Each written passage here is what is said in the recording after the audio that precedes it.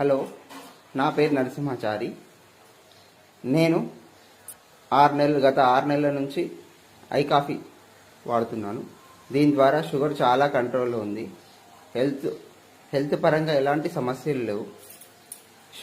Sugar కంట్రోల్తో పాటు tensions, అలాగే నరాల వీక్నెస్, ఏ సమస్యలు ఉన్నా కానీ ఈ ఐ కాఫీ ద్వారా తొందరగా కంట్రోల్ అవుతుంది. అంతకుముందు డాక్టర్లు 6 నెలలకు ముందు 500 mg గోళీలు రాసిచ్చేవారు.